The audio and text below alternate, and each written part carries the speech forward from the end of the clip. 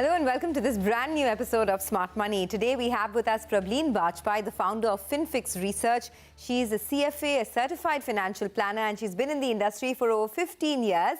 And today the topic of discussion is something that's on everyone's mind, financial planning for millennials in the age group of 26 to 40. Prableen, thanks a lot for joining us on the show.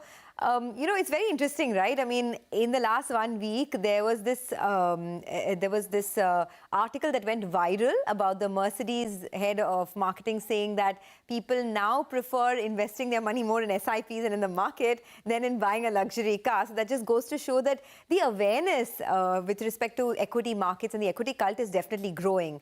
But you tell us, how does one go about it in their early 30s and 40s? Because now people are starting to ask these questions. How can I sort of grow my corpus? How can I build wealth? Where do we begin? Good afternoon, Sonia. Great to be here. Absolutely. I think SIPs are in news, and I think today we've had the latest figures, and the figures remain robust. So that is great news. Coming to investing in 30s, I think 30s is a great time to begin with serious financial planning. It is also a time which is going to see a lot of life events. So typically, when mamas and aunties start saying ki beta peace ke ho gaye ho, shaadi karo. So it can be regarding your marriage. It can be if you are already married. It can begin with planning kids. Usually, home is something which is on the radar. And by the time individuals are in their 30s, Sonia, parents are also looking at retirement, and taking care of them can be an additional responsibility. So I think this is a phase where a lot of lovely events are there in one's life. But at the same time, what remains constant is that there will be a substantial increase in the expenses of such individuals. Okay. And the good thing is that these people have already worked for some time, 5 to 6 years, and they're more steady in the careers. I think pays are better. So it's a great time to sort of balance both things so that, your present is taken care of, and you can plan your future in the best possible way. Okay, I'm glad you brought out this point about the SIPs, right? And I just wanted to put it on our big wall here, the number of SIPs that have gone up over the last many months. And it's helpful to understand. I mean, these are the number of new SIPs. In the month of October, it's almost 20 lakh new SIPs that we've seen compared to about 17 lakh new SIPs in the month of July. So the trajectory has definitely gone up. But even in terms of the quantum, right, the contribution, almost 13,500 crores has come in through the SIP route in the month of November compared to about 12,000 crores in the month of July. So it's really, this is of course just a 5-month chart, but if you map it in the last 2 years or so, it's really grown the amount of contribution through the SIP route. So tell us, Prableen, if I had to start, how does one really plan their finances in the early 30s? If I'm a 30-year-old, I've started, investing in the stock markets, should I just do it via the SIP route? Just start from the very beginning. I think, Sonia, 3 things are very important for an individual to know. The first is what you earn, what you own, and what you owe. So what are you going to get on a monthly basis? What are you getting? What is it that you actually own, your assets, and what do you owe, the liabilities on you? So I think the beginning has to be probably a boring drill, but opening up Excel and writing down what is it that you're getting on a monthly basis. So you have to have all the cash flows, very nicely. Usually what's coming in is nicely known, but what's going out on a monthly basis is not well known. So you have to start writing down what are your monthly expenses. That's the very basics. Then write down your liabilities. What sort of loans are there on you? Because by the time people are in their 30s, there may be a car loan, they can be credit card overdues as well, maybe a personal loan or an education loan. So making note of all these liabilities is equally important. And then comes, the factor that how much loan can actually one have. So I think when we are doing this math, Sonia, people must understand that, the overall basket of liabilities in terms of what is going out on a monthly basis should be capped at 40% of their salary. So if I'm earning, like, let's say 100 rupee, not more than 40 rupees should be going into repaying of all these liabilities. So that's very crucial. And then you start writing down what exactly do you own. Do you have mutual funds? Probably you were doing employee provident fund, a PPF, just the way, you said SIPs, probably mutual funds are there. And it doesn't, it's not just about writing these. You have to write what is the amount of investment which is there, and then divide it by the total amount of what you actually own. So a lot of people, they worry about, or they are sometimes happy about that. Okay, I'm investing in SIPs, but Sonia, the allocation to that particular asset class, to that particular product, has to be worked out, and that is what will define, how you reach your goals. So the overall allocations have to be known. So income, expenses, liabilities, and what you have, assets. Okay, in fact, we have a very helpful table that's just flashing on the screen.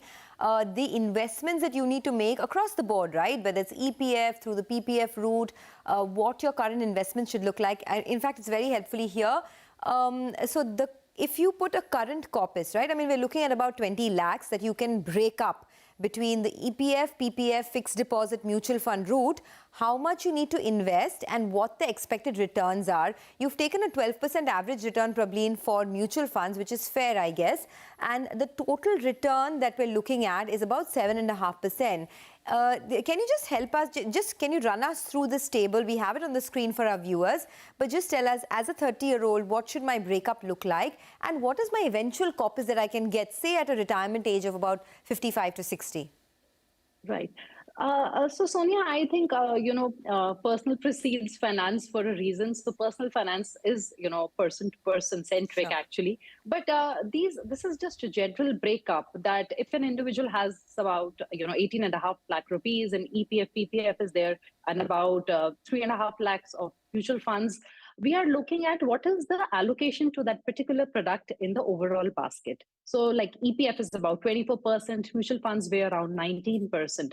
But again, for each of these, instruments, we've sort of taken the tentative returns that one would be getting, because, mutual funds we're taking at about 12%. If it's an endowment plan, it would be about 5%. Your FDs would be around 6%. And that gives us the return weightage. Because you get to know that what is your overall portfolio return. No investment can be done in isolation. Ultimately, how you reach your goals is based on what your portfolio returns are. And through this breakup, one can know that what is the contribution of which particular instrument or asset class in the portfolio. And this particular breakup that we have, this is a very, very conservative one, because here we are seeing that the overall percentage allocation, the portfolio returns are only working out to be 7.55, and there is a higher allocation towards fixed income products. So how did you, what is this 20 lakh figure? I mean, is it the contribution that you need to make over a number of years? How much is the monthly contribution that you're looking at? No, so I think how we begin with Sonia is dependent on, first knowing where do we want to reach. So this is a general breakup, and I think the planning has to start by knowing that what is the requirement for a particular goal in the present date. So let's say as a 32, 33-year-old today, my monthly expenses are about 75,000 rupees. And I'm looking to plan for my retirement. So my retirement, by the time, let's say I want to retire at 55, the same monthly expenses would be about 2.7 lakhs. So first we need to know what is the current expenses that you're doing. If it's a retirement goal, if it's some other goal, then the present value of that particular goal. So then we factor the inflation aspect into it. And once we have a final figure, then we look at which instrument can get us there. So it's like, knowing a destination. And if I have to go to the market, let's say, which is 5 kilometers away, I have to decide whether I want to take my car, I want to jog, I want to run. So I think that would depend on how many years you have, what is your goal, what is the corpus that you're looking to create. Okay, I want to take this discussion on inflation forward because, that impacts everything, right? The way inflation is going as well. Let's do one thing. Let's take a short break, but don't go anywhere. We'll be discussing all our goals, our retirement focus, children's education. If you're in the age group of 30 to 40, you'd want to stay tuned in for this.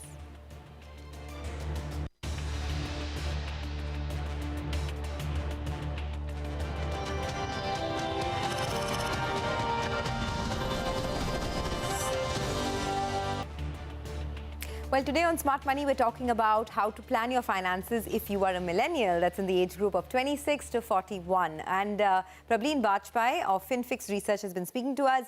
Prableen, before the break, you were telling us that planning your goals is fine, but you need to keep in mind inflation, right? So your money is not going to be worth the same 20 years from now, given the kind of inflation situation that India is in. So tell us exactly, give us the numbers. How do I manage my expenses today, given the inflation situation? Right. So inflation hits on multiple counts, Sonia. The first one being, let's say, the cost of living. So at 33, if your cost of living is 75 and you want to retire at 55, your cost of living, your monthly expenses would be 2.7 lakhs. And by the time you're 83, this would be almost close to 12 lakhs a month. Wow. So typically, it is doubling of your expenses every 12 years, if we go by a general rule of thumb. That means that is so crucial to factor in inflation while planning for your future, goals. Okay. Second is the impact on real return. Because this is where a lot of us just look at returns superficially without looking at the real returns. So a fixed income product today giving me 6%, and inflation being at 6% means that my real returns, Sonia, are zero. And if I add taxation to it, I'm actually, in negative. So there is depletion of purchasing power. So in nominal terms, there is no change. But in terms of my spending power, there is going to be depletion. Okay, just one question there. Just one question. First of all, I don't know any 30-year-old who's thinking about what they're going to be doing at 80, at the age of 80. But I take your point. I mean, folks, if you are in your 30s, if you feel like, oh, my expenses are 70,000 per month now, when you turn 70, it's going to be much, much more. So get planning with your finances right now. My question to you is this, that, you want to, of course, keep inflation in mind. But what about some of your, you have large goals, right? I mean, if you want to buy a house, say in the age of this 30 to 40 period, a lot of people want to purchase their own home. If you invest all of your money in equities, then that goal may remain unfulfilled. So how do you sort of plan that? Right. So, Sonia, let's go, at a broader overview. So going by a thumb rule, put not more than 40% of your money as EMI. So if you're looking to buy a house, it's good. Let's say 3 years down the line, you want to make a down payment. You can start saving something on a monthly basis, maybe a SIP into a debt fund. And that can help you with your down payment and keep your EMI within that limit. And of course, reduce your other, unproductive sort of EMIs, let's say your personal loans or your car loan, which do not even give a tax benefit.